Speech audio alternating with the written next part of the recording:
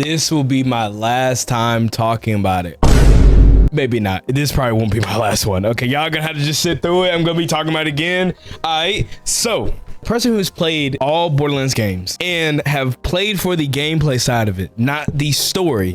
I just really cannot. I've been itching to talk about it again. So we're gonna run through this. What's going on, everyone? It's Lo-Fi Noah, and today we're gonna be talking about some more Borderlands. Specifically, we're gonna be talking about all the Borderlands and their in-game / gameplay, because that's what I love. That's what I want to talk about. I feel as though like a lot of people kind of forgot like what we grew up with, what we've been through, and what we played through, and then where we are now. And even looking at Borderlands 4, I still feel to this day a lot of the inspirations, that a lot of the ideals that they could have grabbed could have came from numerous of different loot and shooter games, or simply looked at how their previous game was and then innovated or somewhat took the same ideal, slightly moved it or changed it up a little bit, or better yet, don't even make a new Borderlands, just kept it at 3 and then just pondered more on that. But I digress. We're here with 4 now, so now we're gonna move with 4. So let's talk about in-game first. With Borderlands 4 coming out with its invincible plant boss, I got a gripe. I made a video on it already. If you want to hear my opinions about that, go check that out. This is more going to be a summary about how I feel about it. With the invincible boss being out, I think it's a great addition to the game. I think that's something that we needed for a very long time. I think it should have been in the game since the launch of the game, to be honest. But fighting the boss just doesn't make sense. We shouldn't have a timer whatsoever, and they shouldn't lock your weapons or gear or items behind a timer in order to get better loot. It just never makes sense. Doesn't make sense. There's never no point to doing that. And since I brought that up, I also want to highlight on one of the comments under my video that I made about this already, because they said a really good point that I agree with a lot. I hope I'm pronouncing this right, but it's Jiwi. But his comment is pretty much saying, to a certain extent, I have to disagree. I don't mind the time limit on the boss. It adds more of a strategy to the boss, but it's not really based off skill. It's more based off gear check. It gives you incentive to go farm for more loot and better gear, which is fine. And I like defeating him multiple times, but I don't have any specialization trees to the point where my gear would be in check. Even though I disagree with Jiwi's point about why he likes the timer being there for the invincible boss, I can at least respect it. I wouldn't have this much big of gripe though with the timer if the looting for just items in general was even better, and it's not. Even when we fight stuff in Ultimate True Vault Hunter mode, it is just a waste of time. Even with the frame wares and just the weapons in general, I mean, it's a lot harder to just get an element weapon than opposed of a non-elemental weapon. And again, I have never had that issue in any other Borderlands games whatsoever, but for some odd reason, not only do we make it hard and challenging to get weapons and stuff, but also you make it even more challenging to get an element on said weapon. So just weird. But I want you guys to hold on to that point, because I really want to go down this framework of where we are from Borderlands 1 all the way up to now. Then I'll start talking about solutions that I feel as though just need to be implemented to make it better, that I believe. Borderlands 1 introduced us to pretty much the franchise, one of the games that started the loot and shooter genre. Whether you was more of a person for the story side or the gameplay, Borderlands 1 was ahead of its time in a way. It was done pretty well, honestly. And the biggest thing that loot and shooter games need to have in order to have a really successful game, in my opinion, is the invincibles, or some type of boss or some type of enemy or some type of raid that makes it challenging and fun and unique in a way where you can test builds out, test weapons out, and see if they can really compete. And I think even Borderlands 1 did a good job of that. It's not the greatest, but since it was the very first game, it did pretty good. Then we make our way to Borderlands 2, which is one of the best games for the franchise. I think, in all honesty, when you talk about Borderlands, everyone and their grandmother knows that we're talking about 2. Everyone comes back to that game. Everyone remembers that, whether you had a good childhood, bad childhood, went through breakups, any case may be. If you played Borderlands, 9 out of 10, you have talked about or played Borderlands 2. It's not one of my favorite games of the franchise, but I can honestly understand why. It had almost everything. Even now, even in 2026, you know, Joe's Dude is one of the best YouTubers on Borderlands that I think. Still to this day, after Borderlands 4 has came out, bro is still on the grind on Borderlands 2. That's dedication, bro. But I can see why. It's amazing. But it's sad at the same time. This game has everything. We talk about invincibles. We talk about the guns, we talk about farming. It's not the best, okay, when it comes down to in game, when we talk about with the slag and all that stuff, or farming for certain things like the sham, for instance. But still, it was in the right direction that I felt as though, whether you was more of a story person or even a gameplay person, it was the right direction for the franchise. It did so good. Even the in-game bosses, when we talk about fighting like true like invincibles or just farming for stuff, just in general, the game itself was done really well. It's really hard for me to say that Borderlands 2 wasn't the best game for the franchise. Then we make our way over to Borderlands 3, which honestly got rid of the biggest problem that I had with the game, which was the slag. I think with Borderlands 2, with it being the greatest, slag was the biggest issue in the in-game capabilities. I mean, the fact that you had to run slag in almost everything, and on top of that, if you wasn't running certain Vault Hunters, and I'm looking at you people who only play Salvador and Maya and Zero, really, Salvador and Zero's the people I'm really looking at, but you know who you are. The game just felt really lackluster. It felt really sucky to really deal and play these characters. Borderlands 3 got rid of it. Good ideal. And then not only did they get rid of it, they added some good things towards this. They added raids. I think raids was really nice, really good. I think that was a good addition. They also added something called Frameware in Borderlands 4, but it was called Anointeds in Borderlands 3. I think it was a good direction of what they wanted it to be, but the execution was terrible because majority of your builds came from the Anointed side of things than opposed to actually farming for the weapon, which if you play Borderlands 1 and Borderlands 2, there was unique weapons. There was certain names that you always remember, like the Unkept Herald, for an example. That didn't have no Anointeds to it. It just did good because of weapon was good at certain things. Having Anointeds was really trash. It was really bad. I am gonna jump over two other Borderlands games that I would like to mention, which is Borderlands pre-sequel and also the Wonderlands. Both of them had their ups and downs. I still think pre-sequel got a bad rap for it being in space. I think they did a pretty good job. I think they could have did better on the Oz kits. I think that's what a lot of people complained about, but me personally, it wasn't that bad. But there was really nothing else. It didn't have Borderlands 2 capabilities where you could do more. You could fight invincibles, you could, I don't know, it just didn't have what Borderlands 2 had. The story made more sense if you cared about story from Borderlands 1 all the way up to the pre-sequel.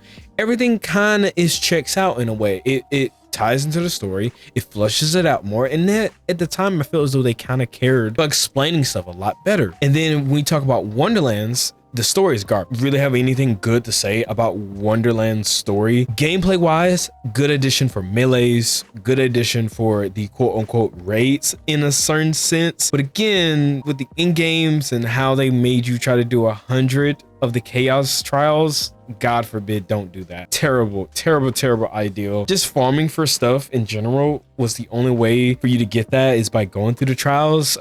That's why I say just honorable mentions, just want to really move on from that. And lastly, jumping back to Borderlands pre-sequel, they also had the grinders vendor where you pretty much like combine weapons and you get a certain weapon. I think that was a good idea. It was the only way for you to farm for stuff, which that was terrible.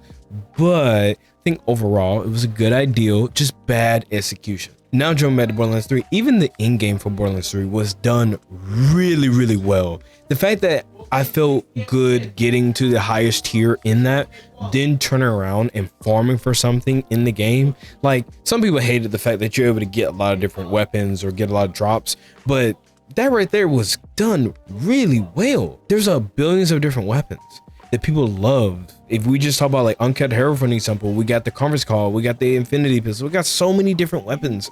Then on top of that, they made sure to still have certain enemies do dedication drops. It was still done pretty well. Story got off, we all know that, but the execution of where they was trying to go with the game for Borderlands 3 was almost near, in my humble opinion, perfect. Now we're here with Borderlands 4. We still don't have anything else going on in the game other than one invincible boss that should have been there since launch, but instead we cried over a compass. We finally get in-game and we're fighting invincibles. We have a timer. Doesn't make sense. Even when I went back and played all the different Borderlands franchises and did the Invincibles or the raids, whatever case may be, they never had a timer. They never did. But for some odd reason we have that. Doesn't make sense. Then on top of that, we're also locking our ultimate True Vault Hunter mode behind fighting the Invincible. Like, what are we doing right now? Why are we walking backwards? Why are we working backwards? Then now we also have a hard time farming for weapons in general. Like, you get more of a chance of getting a non-element weapon on any particular gun that you're trying to farm for. God forbid it has more than 2 elements or even 1. You're gonna get non-elemental majority of the time unless you're just lucky. Like, it just doesn't make sense. And then on top of that, you're going on the ultimate true vault hunter mode at level 5 now it's 6. Okay, it's not worth it. You don't get anything better. It's so much better to just farm for any weapon that you're really wanting in normal mode than opposed of ultimate true vault hunter 6. Like, why are we working backwards? If we're gonna go through the headache of fighting these bosses or fighting these enemies on this difficulty, I want to feel kind of rewarded for doing the difficulty part or making like a little ad control enemy more beefier for no reason. Like, give me back Borderlands 3 difficulty level. Like, give me that back, but not this, because there's no point of running it. And the story, bro, even after playing and replaying a little bit of Borderlands 3, Borderlands 2 pre-sequel, listening to the story again, then coming over to 4, to me the story compared to Borderlands 3 is just as bad. There's no correlation, there's no making sense, there's no like betterness. And I've been seeing a lot of people, like, I've been asking just a couple of different people, like, hey, what do you think of Borderlands 4 story? And they say, oh, it's 10 times better than Borderlands 3. I'm like, how?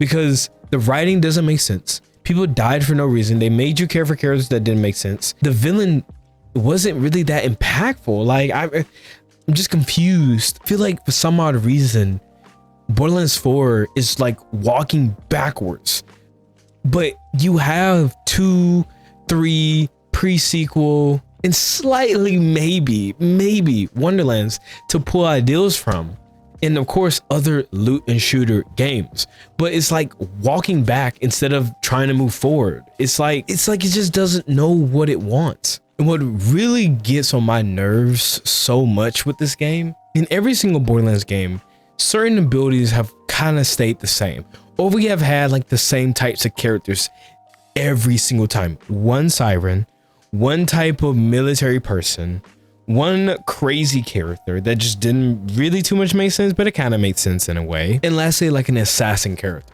So tell me why we have had certain abilities from Borderlands 1 all the way up to where we are now with Borderlands 4, and there's so many different ways you can make people's skill trees or skill abilities or whatever case may be, but we still cannot fix certain things that have already been a problem. Like going back to Harlow again, I play Harlow majority of the time. Tell me why her bubble ability cannot pick up a boss, or better yet, I can't even get none of my skills or none of my abilities from the boss, from the enemy. So if I pop it on the enemy, good luck, I'm not getting anything afterwards. Why is that a thing? Like really sink that in. And we had Borderlands 2 to pull from, Wonderlands, pre-sequel, other loot and shooters. Like, what are we doing? Like, why we still don't have the correct things going on? We have melee characters, which again, pull ideas from Wonderlands, pull ideals from 2, like pull things from 3. Melee characters feel lackluster. It doesn't feel good to play melee characters. Like, what are we doing? We have put more money into this game to be open world than opposed to actually sticking to what the franchise should have been known for. The game, the loot shooter, the cool slash ability slash crazy characters. Vault hunters. It's like it's lost. It's like it just doesn't make sense again. Now we're here with solutions, and I feel as though a lot of the solution that we're looking for can easily just be pulled from Borderlands 3 and other franchise games like 2 as well. Like giving back the loot system, kind of what I was touching on a little bit, but give me that back. I know a lot of people hate that. I know a lot of people is gonna cry saying like, oh my god, we're gonna get too many weapons, we're gonna get too many legendaries. But at this point, like, bro, we're in a drought. We ain't getting nothing. You can spend almost like 3 hours to 4 hours or 5 hours farming for one thing and get nothing. Then on top of that, you already know you're trying to get certain frameworks if you can't give a crap about that. If you don't, then cool, give me that back. That's what I want from Borderlands 3. Fix characters' abilities. Like, we should not be in Borderlands 4 and we still having the same issues from Borderlands 2 and 3. Okay, again, Harlow, good example of this. Okay, Melee characters, good example of this. I'm just saying, like, we should not be here still having these same issues.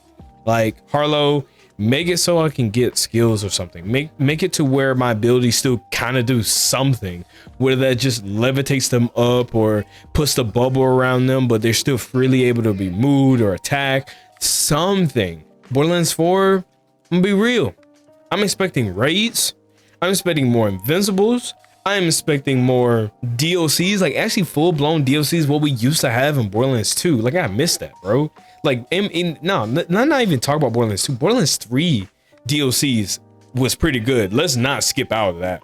That was still pretty good. All of them, in my home opinion, did a good job. They had really flushed out stuff for it. Give me that. Like, come on, like, AAA game, more money in this game. Like, hey man, my money went somewhere, okay? My taxes went somewhere for that. Like, come on, bro. Like, give me something, bro. I'm looking for special weapons. Okay, I'm getting tired of only seeing the orange. And no, the dumb rainbow weapons where all it really is, you're trying to find the shiny looking thing on the ground and it just changes the color of the weapon, and if you drop it then repick it back up, it doesn't be like that no more. Forget all that. Like, I'm looking for like Borderlands 2 when you fight the invincible Pyro Pete dude that's in the badass little DLC. When you fight him, you get crystals and you get a certain different type of like weapon rarity altogether. Like, I'm looking for that, bro. Like, come on, we should elevate, not de-elevate. Like, come on, make the open world a little bit better. I know we got open world finally for Borderlands, but in all honesty, it's just crappy. Like, I don't understand why certain areas are blocked off while certain areas is. Like, I should be able to climb certain areas to get certain places, but instead I'm fighting like an invisible wall for no reason, and I know I can climb it. Like, again, little stuff like this, it just doesn't really make sense in a way, but for some reason we have this. Like, this to me is bare minimum in a sense. Like, I shouldn't have to even bring that up, but the sad reality is we have to bring that up. So it's kind of like what are we doing? Like, these are the type of solutions that I'm looking for. I don't want to make this video really long. I have like really had multiple different takes for this, but that's just my thoughts and my solutions that I feel as though needs to be added to this game. What do you guys think? 2026 first ever video on the channel. You guys take it easy, and I'll see you guys in the next one.